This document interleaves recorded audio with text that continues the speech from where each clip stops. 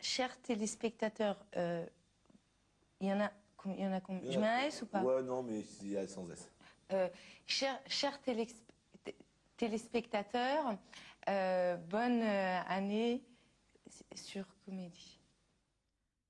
Bienvenue aux premières rencontres du cirque de Monte-Carlo de Paris. Elle a la grâce d'une princesse de Monaco, la poitrine d'un petit garçon de 6 ans. Elle prend son pied avec un fouet. Je vous demande d'applaudir Thérèse la dompteuse. Thérèse est habillée par son mari, Louis, l'avaleur de lapin. Alors, Thérèse, je crois qu'aujourd'hui... Est-ce que tu peux t'arrêter 2 secondes? Je crois qu'aujourd'hui, Thérèse, vous allez dompter des poulets.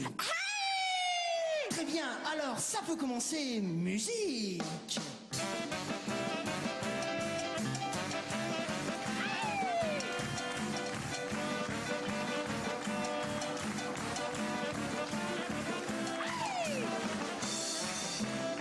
Merci. Alors, nous allons présenter vos magnifiques poulets, Thérèse, puisqu'il s'agit de Élise,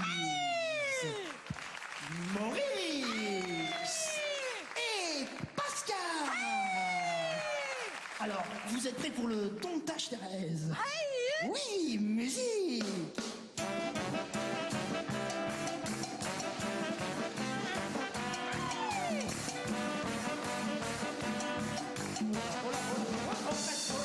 Oh la presse, presque. Allez. Élise, allez, Élise. Oh, Élise. Bravo, Élise. Et maintenant, c'est au tour de Maurice, qui, nous le savons, est très jadis de son corps. Attention, Maurice. Oh, presque. Oh, ça fait être un sans faute, oui. Bravo, Maurice. Et pour terminer, Pascal. Allez, Pascal. Allez, Pascal. Oui, bravo. On applaudit Thérèse la dompteuse. Mais ce n'est pas terminé, de plus en plus fort. Thérèse va maintenant tenter un numéro très difficile puisqu'elle va tenter de mettre son doigt dans le bec de Maurice. Attention, il faut du silence. Je fais chute avec ma bouche humide et je demande un roulement de tambour.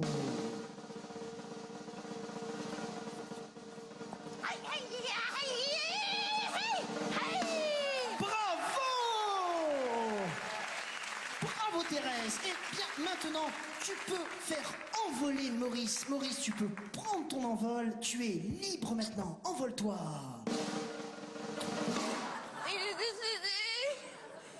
est décédé. Maurice est décédé? Mon Dieu. Viens. C'est pas grave. Allez. Une messe en souvenir de Maurice le Poulet sera célébrée au Chopit de la rue Pierre de Mour, au rayon sketch en chute. Maurice, t'es lourd là. Maurice, t'es lourd. T'es lourd, Maurice, merci. Feuilleton de 1000. Le feuilleton de l'espace avec de la technologie spatiale du futur et des acteurs spatiaux. Épisode numéro 2. Appartement moderne du professeur Richard. Professeur en recherche d'invention du futur.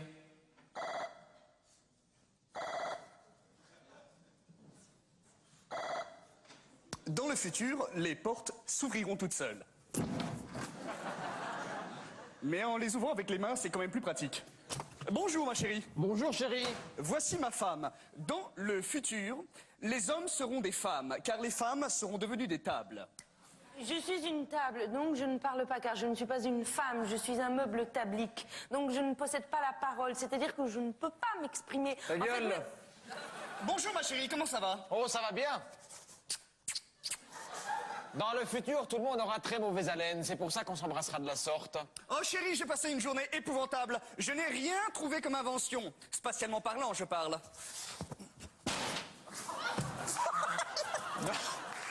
Dans le futur, s'affaler les fesses en l'air est un moyen de se détendre. Chérie, je prendrais bien un verre de pipi d'anorexique. Dans le futur, le pipi d'anorexique n'est pas du tout ce que vous pensez. C'est un soda à la mode. Voilà, tiens, bois goulûment, mon chéri. Merci. Apparition du maître du monde. Le maître du monde. C'est le maître du monde. On l'appelle comme ça parce qu'il dirige le monde, qu'il est gouvernant du monde entier. En fait, c'est une sorte de Bon, grand... ta gueule, ta gueule, ta gueule, ta gueule. Le maître du monde. Chérie, dis que je ne suis pas là. Le professeur Richard n'est pas là. C'est faux. Si c'est vrai, d'ailleurs, c'est lui qui vient de me le dire. Très bien, alors je me téléporte jusqu'à chez vous. Oh, mon Dieu, le maître du monde se téléporte. Ah!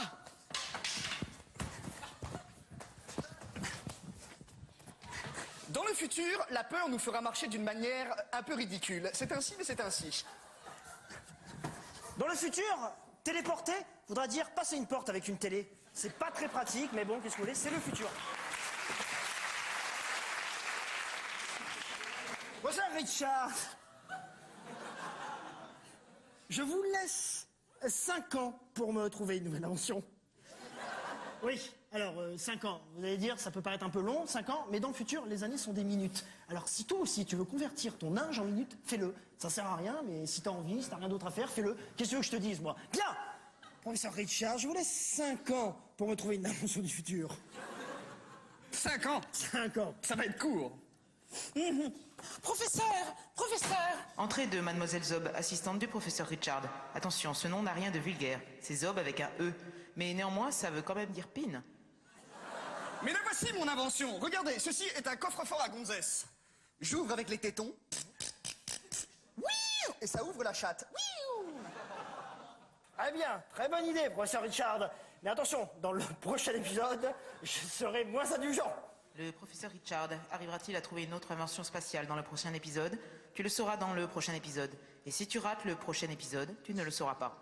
Et si on oubliait tout ça autour d'un bon gobe gland?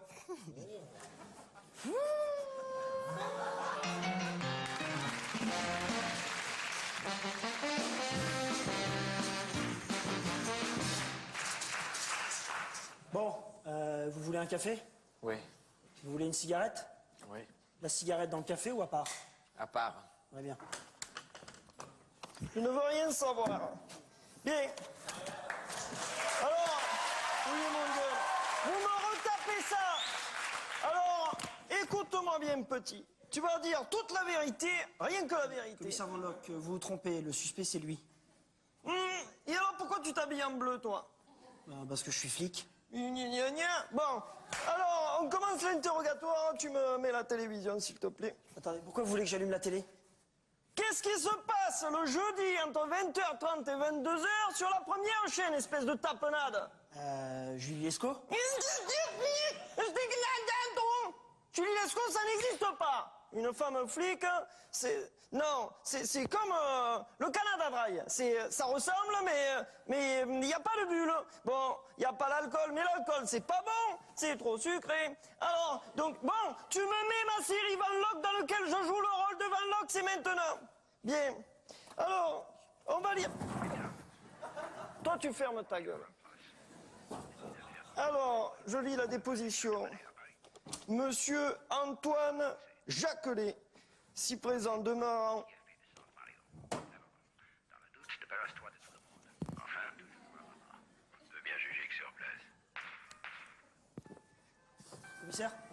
Commissaire, je crois qu'il faut continuer l'interrogatoire là. Ferme ta gueule. Ah tiens là, c'est magnifique, c'est le début. Je commence d'une manière époustouflante. Regardez, tiens, je suis dans une Ford Mustang. C'est celle qu'avait Steve McQueen dans Bully. Ah oui, mais ça, c'est pas une Ford Mustang, c'est une BX. Ferme ta gueule, toi. Moi, je me rappelle plus si McQueen avait une BX dans Bully, ça m'étonnerait quand même. Ferme-la, toi. Là, tu veux un oreiller? Ah oui, je veux bien, oui. J'ai un peu la nuque cassée en ce moment. L'oreiller dans le café ou à part? À part. Bon, alors à partir de maintenant, chacun va fermer ta gueule. Alors toi, tu vas te mettre là, hein, tandis que toi, tu te mets là cependant. Personne n'a des chipsters?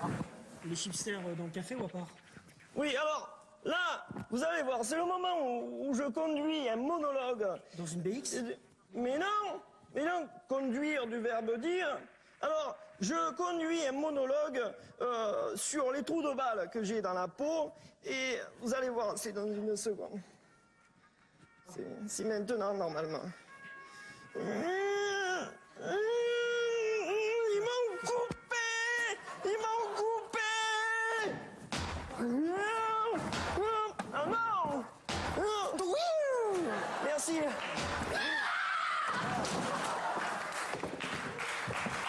Saloperie, là. De merde! Salope de merde! Toi, monsieur, tu descends. Saloperie. Mais attends, non, mais pourquoi vous coupez le son, commissaire? J'ai connu les pègres de mon gun avec Marseille. J'ai mantelé le GIPGN avec mes couilles et on me coupe. Alors ta gueule. De toute façon, j'y suis plus pendant 5 minutes. Donc, monsieur... Ferme ta putain de tête de cul, toi. Alors, donc, je vois que le... Madame Casanova, vous vous appelez bien Antoine Jacquelet. Alors, donc...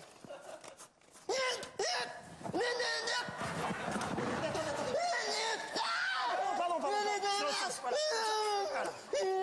J'ai même pas pleuré. Bien, alors... Bien. Alors, monsieur Jacquelet, j'ai vu dans la déposition, j'ai vu que vous avez violé le chien de madame Barbicas. Attendez, non, il y a une chose qu'il faut savoir, c'est que c'est le chien qui est venu me séduire. Gros con, va, cono, va.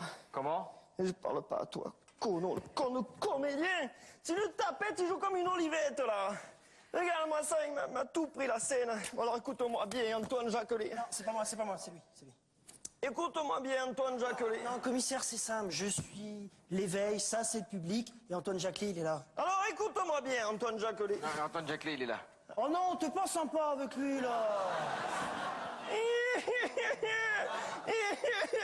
Ah oui, c'est pas le tableau. Tu t'es foutu de ma gueule, toi. Bien. Alors, j'ai vu dans la déposition que le chien de madame Barbicas est venu me dire qu'il portait plainte. Attendez, mais c'est une histoire de dingue, ça, c'est... Oh putain de merde, regardez, là c'est le dénouement. C'est le dénouement. Alors là, c'est un moment que j'adore, qui m'est très perfectable. C'est un moment où je raconte toute l'histoire du téléfilm et où ma mère arrive et elle est enceinte de moi. Regardez bien. Non. Mais qu'est-ce qui se passe? Oh. Mais qu'est-ce qui s'est passé?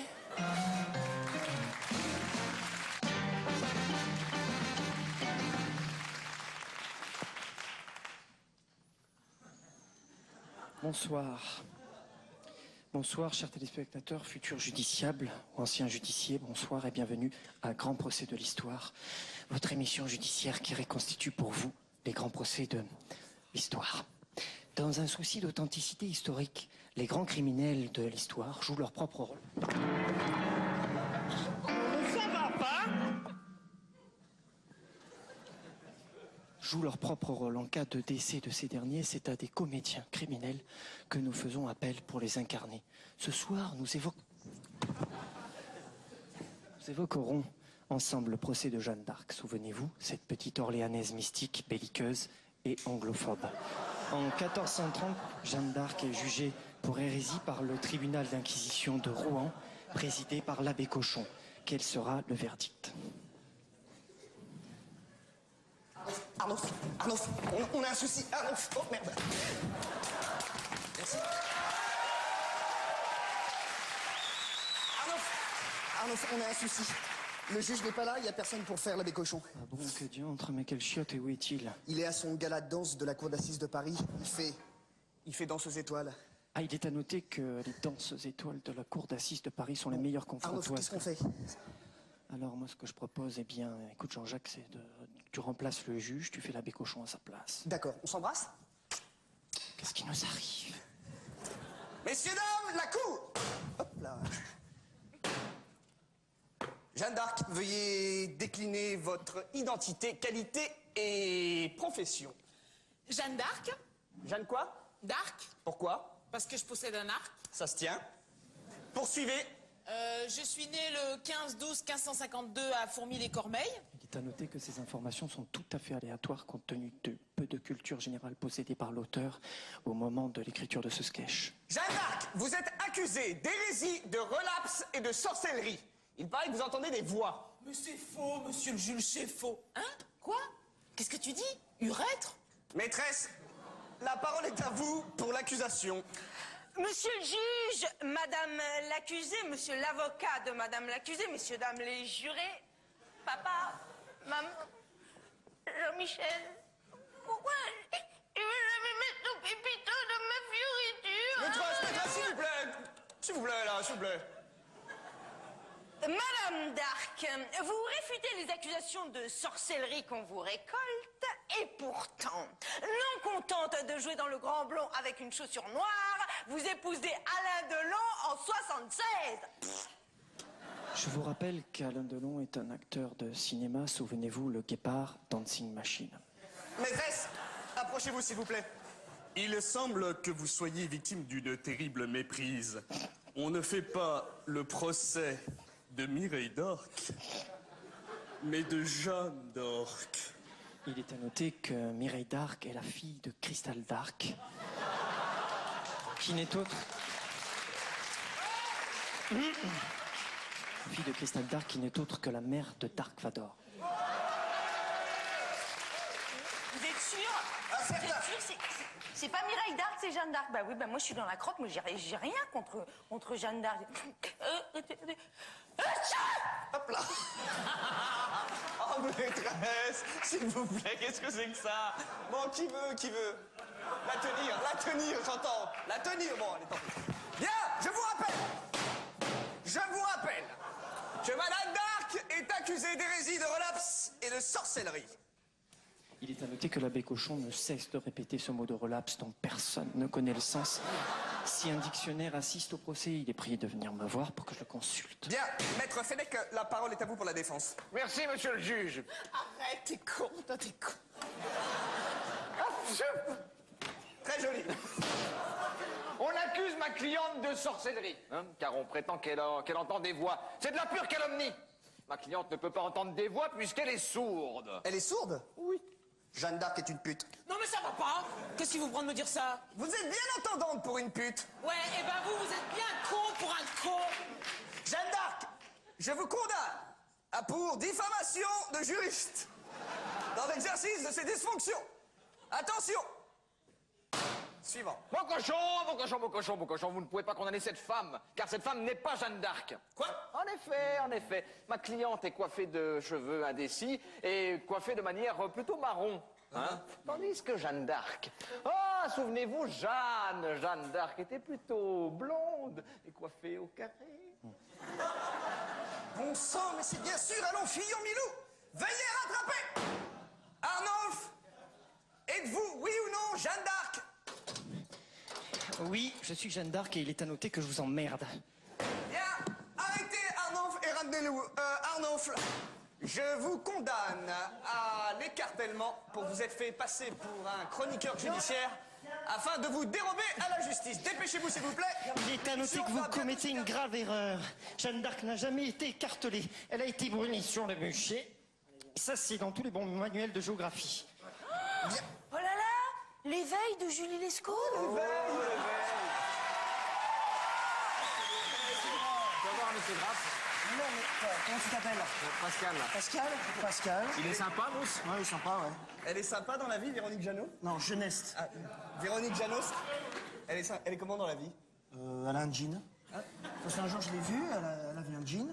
Plutôt que de finir le sketch avec une chute minable qu'on n'a même pas trouvée, nous vous proposons de nous arrêter maintenant en plein milieu de phrase. C'est peut-être brutal, mais on a la décence de trouver ça très classe, voire grand seigneur.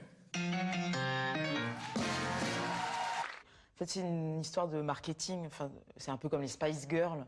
On croit qu'on est copains, mais en fait, non. C'est Eddie Barclay qui nous a pris quoi sur audition et je crois que c'est Pef qui l'a choisi en premier. Donc après, par exemple, les garçons, il les a choisis en fonction du fait qu'ils étaient assez glabres quoi pour faire un équilibre. Bon, moi, je sais que moi j'étais en concurrence avec une fille qui était très drôle. Mais il a préféré me prendre moi, parce que je suis un peu moins drôle, mais parce que moi, du coup, je faisais rehausser la moyenne. Bon, avant qu'il me choisisse, je suis la dernière choisie, la moyenne physique était d'1m54. Moi, voilà quoi. Mais bon, maintenant, c'est vrai que bon, il y a une espèce d'amitié qui nous lie, mais au départ, c'est une question de.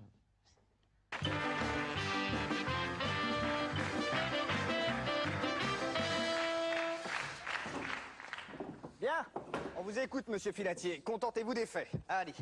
Bon, ben c'était hier. Je marchais dans la rue. C'était l'après-midi. Il y a 2 policiers qui m'ont interpellé. Ils m'ont emmené au commissariat. Et j'ai passé la nuit dans une cellule.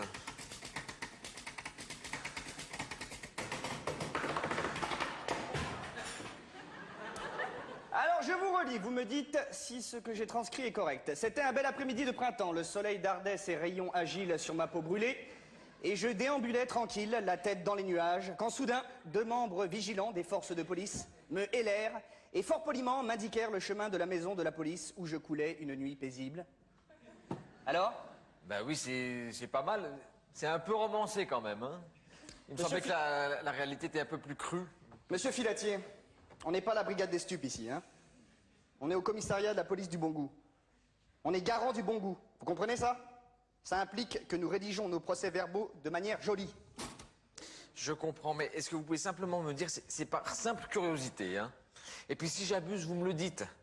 Mais pourquoi est-ce que j'ai été arrêté? Monsieur Filatier.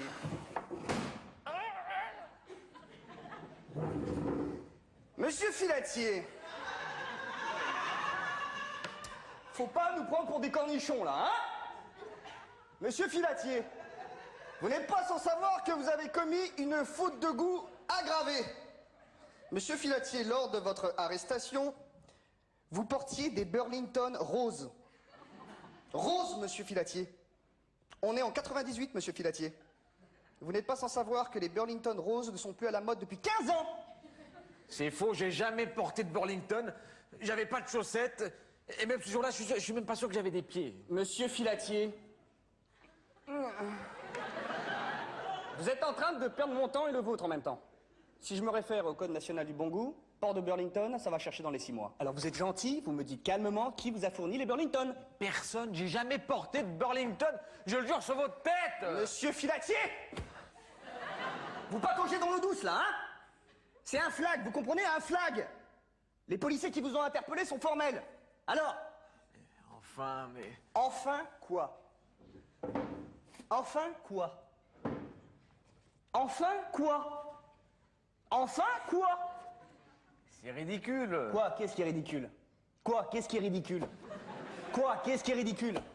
Quoi? Qu'est-ce qui est ridicule? Quoi? Qu'est-ce qui est ridicule? Non, rien. Non, rien quoi? Non, rien quoi? Non, rien quoi? Non, rien quoi? Rien, rien. Non, rien, rien quoi? Non, rien, rien quoi? Non, rien, rien quoi? Non, rien, rien quoi? Non, rien, rien quoi? Non, rien, rien quoi? Guy, calme-toi, Guy. Bon, c'est bon, ça va aller. Bon, ça va aller quoi? Bon, ça va aller quoi? Bon, ça va aller quoi? Non, non, c'est moi qui l'ai dit là. Attends. Va prendre un petit potage à la tomate.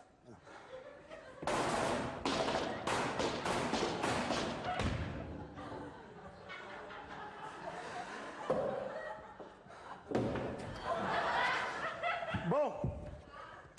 À nous 3, monsieur Filatier. Une cigarette en chocolat? Faut pas lui en vouloir, vous savez.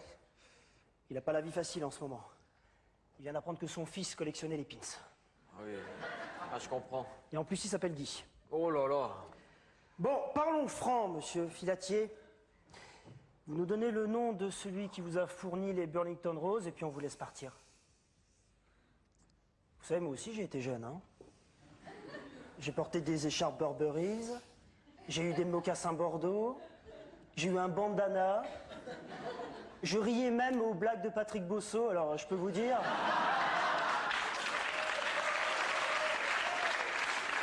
Alors je peux vous dire, monsieur Filatier, je sais ce que c'est que le mauvais goût.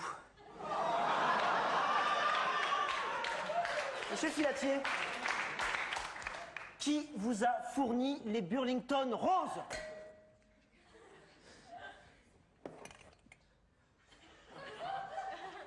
Pardon, monsieur l'argent, là. chien qui était chez le podologue. Attendez, pleurez, mais soyez moins laid. Je devais aller chercher mon chien chez le podologue. Toutes mes chaussettes étaient sales. Alors j'ai couru, j'ai pris une paire de chaussettes comme ça, de Burlington. C'est ma belle-mère qui me les avait offertes en 82. J'y ai pas réfléchi, j'aurais pas dû. Très bien. Nom et adresse de votre belle-mère. Cette rue de la Poterne, Paris 51. C'est bon, Guy. Il a craqué. Bien. Qu'est-ce qu'il y a, Guy? Ça n'a pas l'air d'aller. J'ai eu ma femme au téléphone. Elle a été chez le coiffeur. Elle s'est fait faire une permanente. Je vais être obligé de la boucler. Excusez-moi, c'est pas ici qu'on achète des baguettes? Oh putain, police de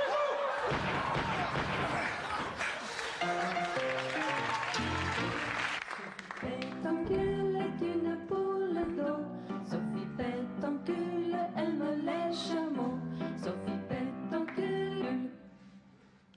Les aventures de Sophie Pétoncule, épisode second. Sophie à l'auto-école. Bon, alors première question. Lorsque je croise une voiture à un feu rouge, que fais-je? Petit A, je m'arrête car le feu est rouge. Petit B, je m'arrête car la voiture est rouge comme le feu. Petit C, j'écris une carte postale à ma femme qui est alitée car elle a grillé un feu rouge la semaine dernière. Asseyez-vous. Quoi? Bon, bah, d'accord. Bon, moi, je veux bien m'asseoir, mais bon, bah, je vous préviens tout de suite. C'est pas pour ça que bon, bah, je vais faire exactement tout ce que vous me dites. Non, mais bon, bah, c'est vrai, moi, quand même, j'ai mon indépendance. Je m'assieds où? Où vous voulez. Oh, ben non, mais alors là, pardon, mais, vous me dites asseyez-vous, alors c'est vous qui voulez, alors bon, vous me dites ma chaise. Très bien, alors vous, vous asseyez là. Voilà, là c'est bien.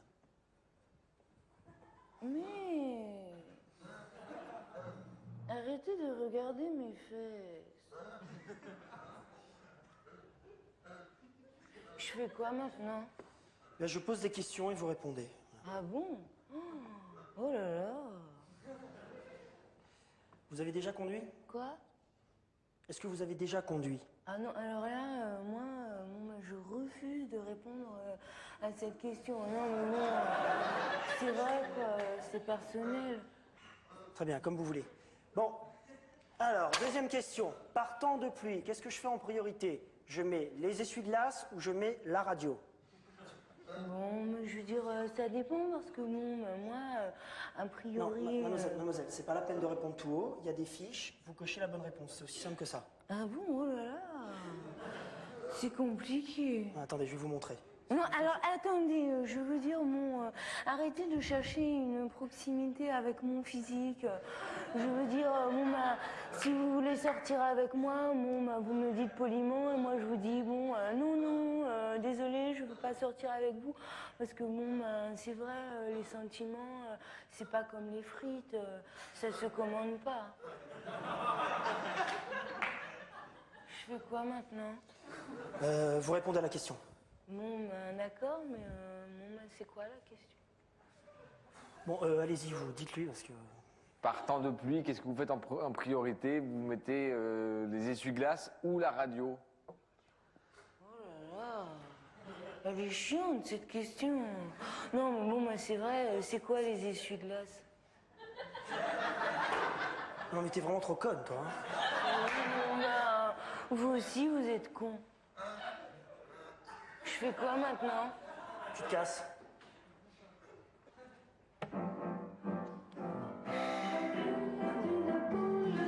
Une fois de plus, ça s'est noyé dans un verre d'eau.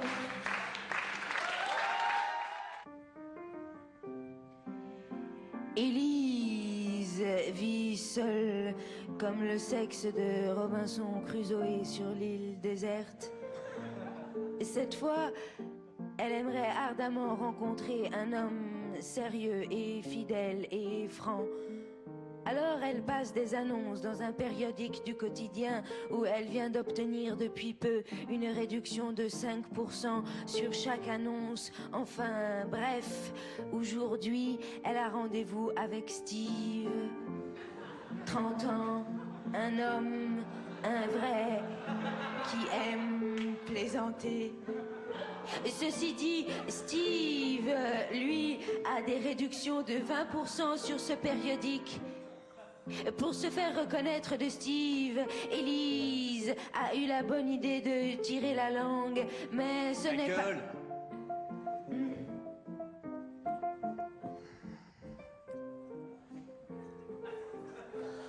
Vous êtes bien... Élise? Gagné. C'est combien? Je plaisante. Bon, bah, rentrez vite votre langue, vous allez attraper froid. C'est drôle. J'adore l'humour. Pas moi. Non, je plaisante. Vous êtes vraiment sédulcurante, émoustillante. Vous êtes charmeteuse. Ouais, mais je préfère vous prévenir tout de suite. J'aime pas les dragueurs. Hein. Moi, les hommes à femmes, ça va. Hein. J'ai donné ma tasse. Hein. Non, mais ça risque pas avec moi, je suis puceau, alors... Non. Si, ouais, même de la langue, hein. Je veux dire, elle a jamais servi. Regardez, elle est rentrée. Je plaisante. Est-ce que ça vous dérange si je vous pose quelques questions? Ah, pas du tout. Du moment que je dois pas y répondre, je plaisante. Bon, tout ça, c'est un peu pour cerner votre personnalité. Alors, bon, première question. Êtes-vous pour le mariage? Ah ouais, j'adore me marier. Pardon? Je plaisante. Bon, deuxième et dernière question. C'est très important pour moi. Que pensez-vous des graviers? Mais je plaisante. Ah ouais, ça me fait pas rire, moi. Je veux dire, les graviers, tu marches dessus pieds nus, ça peut te faire des guilis. Hein. Oh, vos réponses, super. Oh, Steve. Eliane! Élise. Oui, non, mais je plaisante. Je pensais vous parler un petit peu de ma tante Eliane. Ah, oh, excusez-moi. Et alors? Ouais, elle va bien, elle est décédée. Je plaisante. Est-ce que je vous plais quand même? Ah ouais, t'es trop bonne. Quand je suis arrivé, je me suis dit, avec les nichons qui dardent, putain, je vais lui foutre le pinceau dans le cul. Ça va, vous êtes malade? Oh là là, je plaisante. Non, mais je voulais dire moralement, est-ce que je vous plais? Ouais. Tu me plais, Cécile? Élise. Vous avez une tante Cécile? Non, alors moi c'est Élise. Non, mais excusez-moi, c'est parce que ce matin, j'ai regardé un calendrier. Je suis tombé. Il y avait plein de prénoms de filles. Je regarde le prénom Cécile, je me suis dit, c'est marrant. Je vais lui en parler à Eliane, ça va la faire rigoler. Élise. Bon, écoutez, vous n'avez pas vraiment l'air concentré sur moi. Alors vous savez ce qu'on va faire? On va s'écrire sans se voir pendant 1 mois. 1 mois? Oh putain, que je vais foutre, je vais me branler 30 fois. Putain, c'est pas... Oh, je plaisante. Bon, donc dans 1 mois, on va prendre rendez-vous et là, on verra si on est amoureux. Ah, ok, voilà. Alors, dans 1 mois, ça marche. Alors, lundi, Sophie, mardi, Jonquille, mercredi, Véronique, 21 jeudi. 1 mois pile? Dans 1 an, hein, si vous voulez. Ok, ça marche. Alors, dimanche 6, l'année prochaine à 7h30. Alors attention, hein, pas de retard parce que je suis complètement booké. C'est à prendre ou à laisser et il n'y aura pas de réduction. Hein. Je plaisante. Bon, alors... Merde, le prénom, Non, je sais comment vous vous appelez, mais ça s'appelle comment déjà? Non, mais vous savez pas écrire Élise? Vous me prenez pour qui, là? Mais non, mais je veux dire, c'est Élise avec un accent aigu, avec sa circonflexe. C'est Élise ou Alise? Élise. Ah bah voilà. E-L-I-S-E. Bon, je vais le marquer là déjà. Vous savez ce qu'on va faire? Regardez, hop, comme ça. On se chamaille plus, on le met entre nous et on s'en rappellera tous les deux. Bon, écoutez, excusez-moi, mais je viens de me rappeler qu'il fallait que j'aille regonfler les pneus de mon tracteur. Voilà, alors voilà. Ah non, mais tu peux pas partir comme ça, non, c'est pas possible. Non, tu peux pas me faire ça, tu m'assassines là. Donne-moi ton numéro de téléphone. Moi, je vais me foutre en l'air à travers une fenêtre fermée si tu pars comme ça. Bon, d'accord, alors c'est le 01. Eh oh là, 1 minute, gros papillon. Non, je plaisante. 1 minute, grosse vache. Alors, ton nom de famille. Liseré. Alors, ah ben c'est de... Elle, liserait. Elle. Oh là là, non, ça sera pas possible. Beaucoup trop de filles à elle. Tu peux pas changer de nom de famille? Espèce de grosse couille en chaleur. Oh putain, mais je plaisante.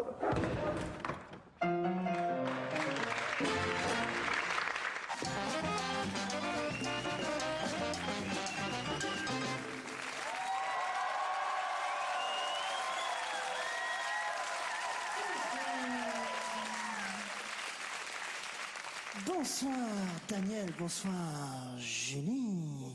Bonsoir et bienvenue aux premières rencontres de la chanson de Monte-Carlo de Paris. Il a la chevelure égarée d'un mouton agile. Il a la barbe naissance d'un chevreuil émasculé. Il a le sourcil dru d'un mérou protestant.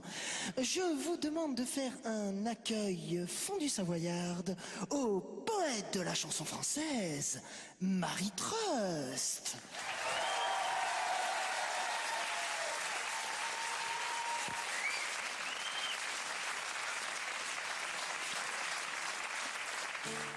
Bonsoir. C'est bon de se retrouver.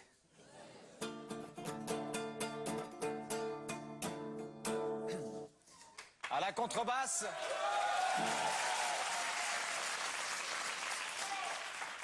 À la contrebasse, Gilles Urfer, sauf ce soir. Salut.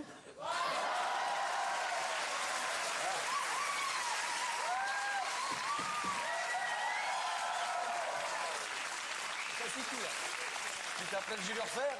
Ah non, je suis informant. T'as ta contrebasse? Ouais. Allez, viens, mettez-vous à skate. Et puis tennis. Tu verras, c'est sympa, on aura les souquettes. Allez, viens, mettez-vous à skate. Viens. Dégage. Toi, un jour, je t'apprendrai le rockabilly. Allez, viens, dégage.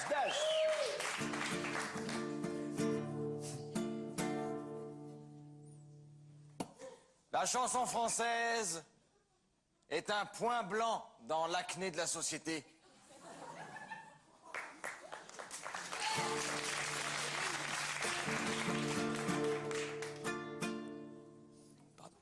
Oui. J'ai pas un acarien dans le dos. Ah non, ça n'est pas un acarien, c'est un tapis persan. Oh,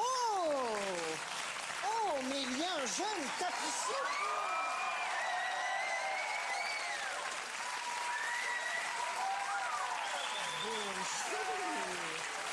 Bonjour, jeune ouvrier de la laine. Je ne suis pas seulement ouvrier de la laine, je suis aussi poète. Ange ou démon? Ange ou démon? Es-tu mon ange ou mon démon?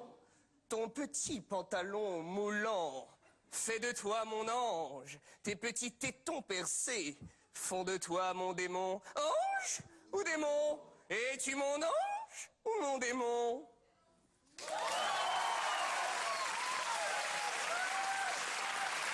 Dégage. Oh.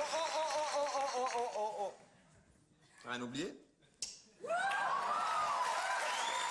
On applaudit Marie Trust.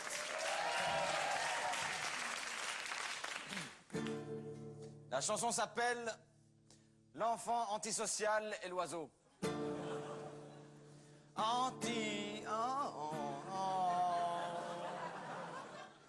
Antisocial, tu perds ton sang-froid, hein. Repense à toutes ces années de service. Antisocial, bientôt des années de toi. Enfin, le temps perdu qu'on ne rattrape plus. Tu bosses toute ta vie pour payer ta bière, ton bal, tu masques ton visage en lit. Dans ton journal, tu marches tes lambeaux dans les couloirs du métro. Les gens se touchent pas pour faire le premier pas.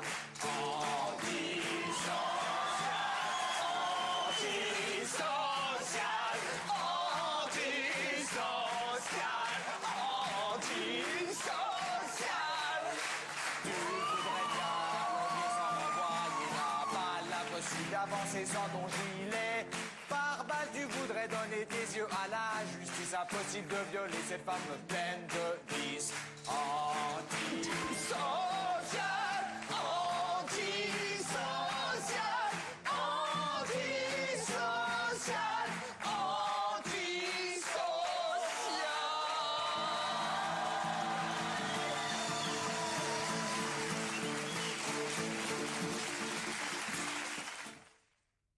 vous avez un mot à dire, pardon, aux téléspectateurs de comédie? Oui. Allez-y. Zébu.